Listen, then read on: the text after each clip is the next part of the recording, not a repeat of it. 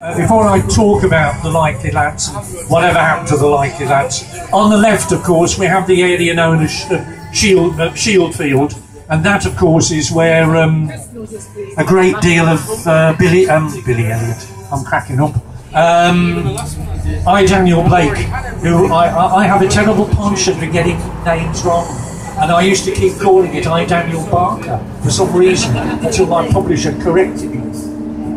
Daniel Blake filmed over very much in the area to the left, but we'll be going past one of the locations a little bit later on.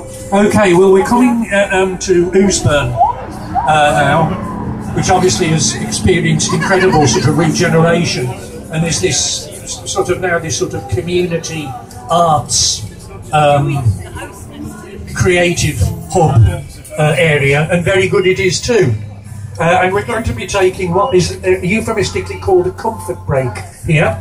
And you've got a choice of pubs, obviously including the Clooney, which is a former whiskey bottling factory, and has played host to the most amazing musical gigs you could ever come across, including the New York Dolls, who actually passed this bus one Sunday lunchtime when we were parked, but refused to be photographed for the Tyne Idols press book. But there's a lot.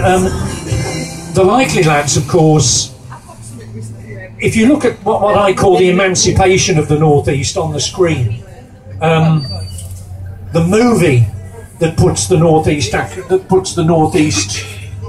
on the map is really, I would say, payroll, then Get Carter. But on television, it is the Likely Lads that really puts the Northeast on the national map, and eventually puts the Northeast accent and dialect on the map as well. Prior to that, the only non-Queen's English accent acceptable in the media, on radio and television and the screen, was Lancashire, because of its sort of comedic links with Gracie Fields and George Formby.